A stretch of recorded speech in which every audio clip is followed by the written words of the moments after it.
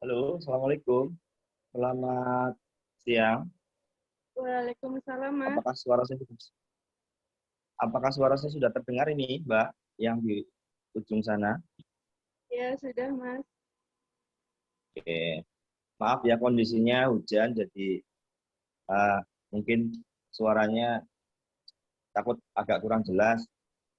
Ini dengan Mbak Dora ya, Mbak Ade Dora ya.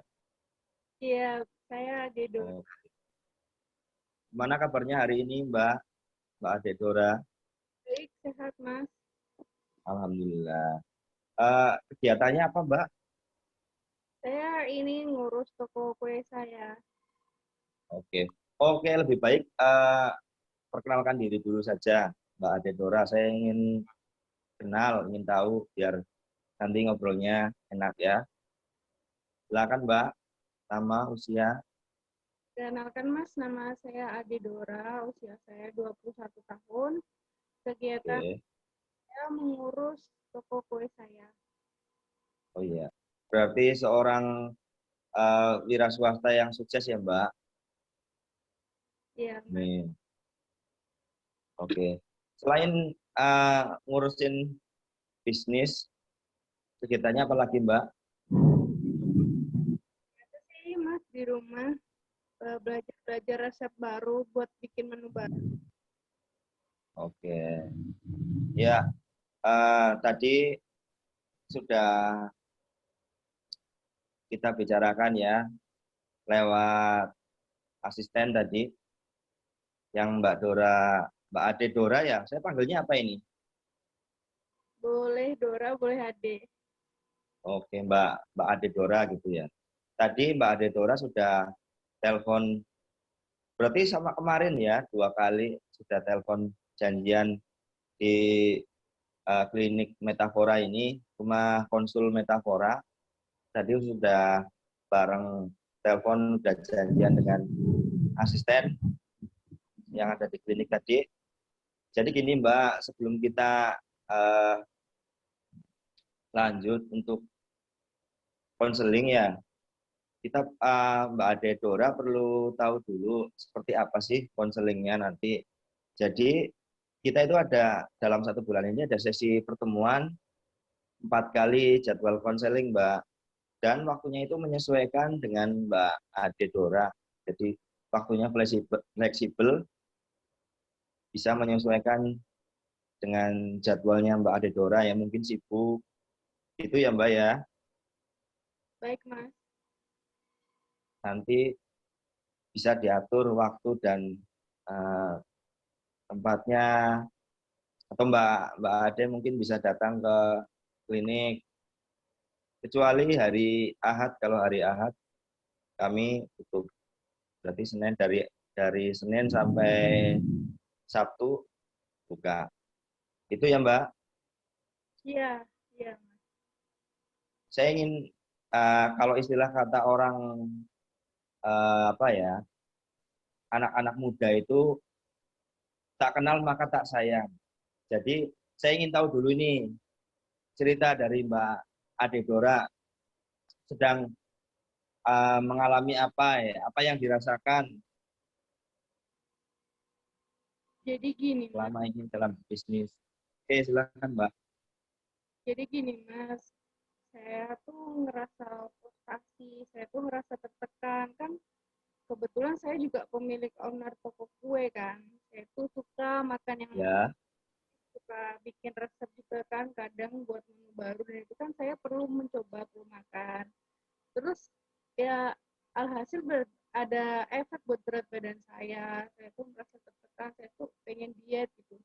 Kalau makan juga saya bisa menghabiskan 7 mangkok bakso gitu. Jadi itu Mas, jadi kayak ngerasa apalagi kalau ada tetangga, teman yang ngatain gendut lah apa segala macam, terus sampai akhirnya saya tuh ngerasa bahwa kalau habis saya makan terus saya tuh pengen muntahin gitu Mas, pengen gimana caranya supaya makanan saya tuh keluar yang udah saya makan itu. oke. Oh ya, jadi saya sikapi seperti ini ya Mbak. Eh, Mbak Ade itu sebenarnya sudah melakukan diet ini berarti ceritanya. Udah, tapi nggak turun-turun, Mas. Kalau boleh tahu yang maaf yang dilakukan itu diet yang seperti apa sih Mbak? Mengurangi porsi makan, tapi turunnya, Mas.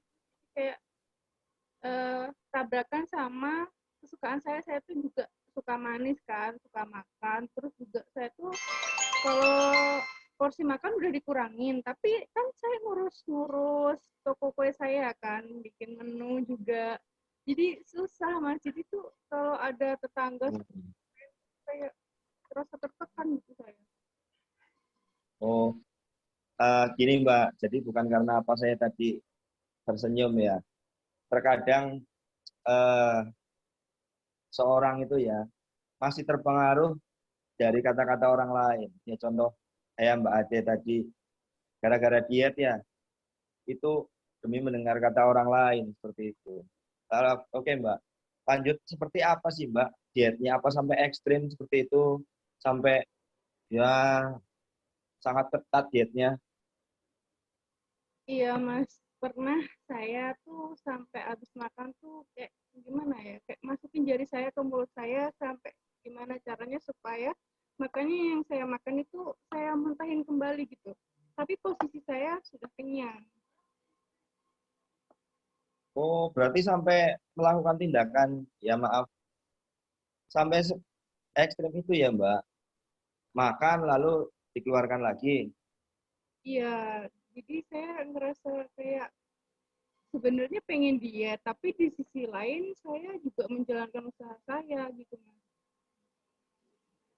Hmm. Oh, berarti owner sebuah toko kue. Dan sekarang Mbak Ade ini yang dihadapi adalah di toko kue itu sendiri malah jadi bumerang, makanannya bumerang buat diri sendiri. Rasa ingin makan tapi tidak tahan mendengar kata orang. Seperti itu Mbak. Ya, sebenarnya saya juga pengen diet sih, cuman ditambah lagi omongan tetangga gitu loh, Mas, omongan teman kayak kamu gendut, kapan diet diet gitu. Iya.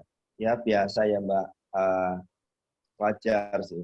Terkadang ya apalagi stigma seperti itu seorang perempuan ya.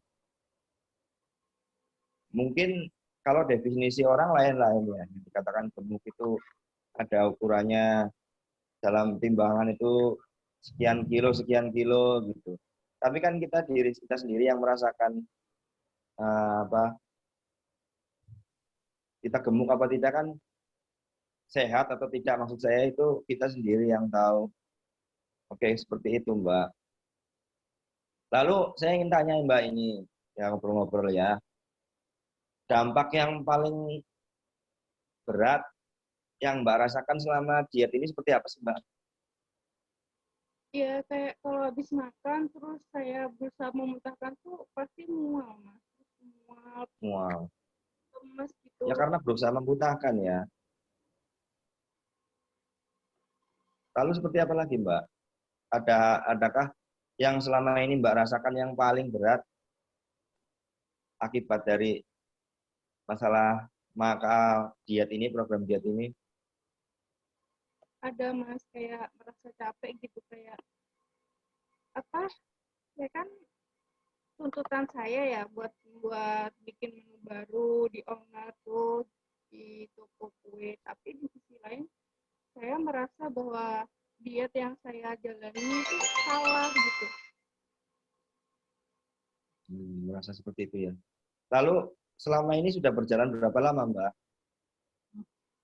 Baru akhir-akhir ini sih, Mas, beberapa bulan ini.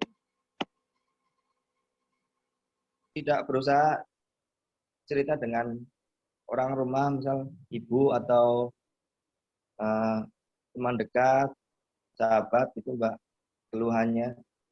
Ya, sudah ada yang pernah cerita, cuman kayak mereka kurang mengerti kondisi saya, Mas. Mereka kan berpikir bahwa oh ya saya harus diet karena berat badan saya juga menurut mereka juga sudah gendut kan. Tapi di sisi lain mereka kurang memahami posisi saya itu harus bikin kue dan segala macam itu kan manis-manis semua, kalorinya tinggi gitu Mas. Oh iya, berhubungan dengan profesi ya Mbak. Oke, kalau saya yang saya ingin tanyakan lagi ya, dalam hati kecil Mbak, harapan Mbak sendiri apa sih Mbak Ade Dora?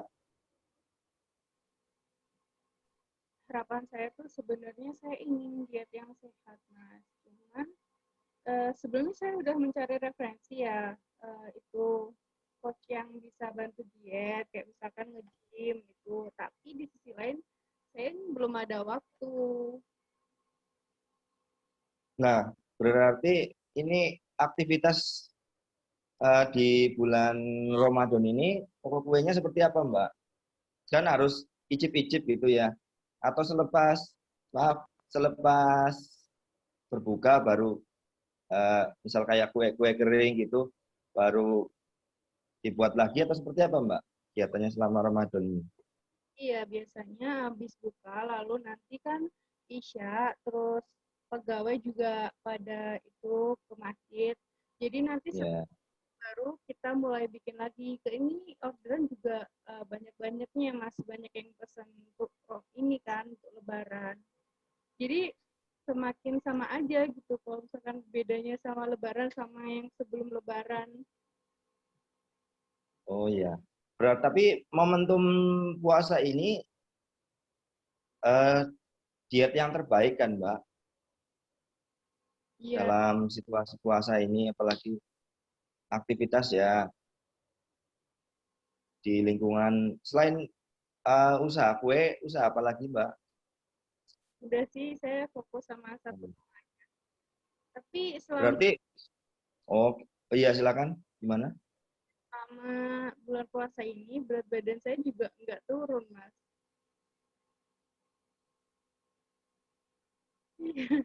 Oh iya. Oh iya seperti itu ya Mbak. Saya eh, tersenyum seperti ini lagi-lagi jadi ya pelajaran untuk kita semua Mbak. Bahwasanya sehat itu kita sendiri yang tahu. Contoh, belum tentu orang yang badannya besar itu tidak bisa lari. Boleh diadu. Kita sendiri yang tahu. Jadi Mbak Ade Dora juga eh, tahu kondisi sehatnya Mbak Ade Dora itu seberapa dan konsumsi ya makan apa yang diperbolehkan dan pantangannya apa gitu. Bukan orang lain yang tahu, tapi Mbak Ade Dora yang tahu sendiri. Seperti itu Mbak. Ada yang mau diceritakan lagi Mbak mungkin pada sesi yang pertama ini? Itu, Mas. Kadang saya berpikir bahwa kalau ada orang bilang tentang fisik saya, terus saya merasa sakit hati kalau sampai ada yang berlebihan gitu, itu tuh saya jadi kesel, jadi bad mood. Terus nanti kalau saya larinya ke makan. Ya, pelarian seseorang ya. Contoh, ya saya sebagai orang Jawa ya Mbak, mengaplikasikan diri saya sendiri ya dengan seperti tadi Mbak Dora lakukan, mungkin makan. Kalau saya itu ya mendengarkan lagu Jawa atau nonton wayang kulit ya karena saya orang Jawa. Jadi biar nggak boring gitu Mbak. Seperti itu Mbak Dora. Untuk pertemuan pertama ini di hari Selasa, hari ini cukup di sini dulu ya Mbak. Jadi nanti kita ada janji temu Mbak Dora kira-kira minggu depan itu bisa di hari apa Mbak? Bisa hari Selasa mungkin, Mas. Bisa hari Selasa. Oke, nanti eh, kami menyesuaikan jadwal dengan Mbak Dora ya di jamnya. Ya, cari waktu yang senyaman mungkin Mbak Dora, bisa tidak bentrokan dengan kegiatan. Saya juga tidak ada kegiatan, jadi kita besok di minggu depan sebelum Lebaran ya, kita masuk di pertemuan yang kedua. Oke, Mbak Dora, bisa dipahami? Mungkin ada yang mau ditanyakan sebelum pertemuan kita cukup? Tidak ada? Oke, terima kasih Mbak Dora. Selamat petang untuk Mbak Dora. Assalamualaikum warahmatullahi wabarakatuh. Waalaikumsalam warahmatullahi wabarakatuh.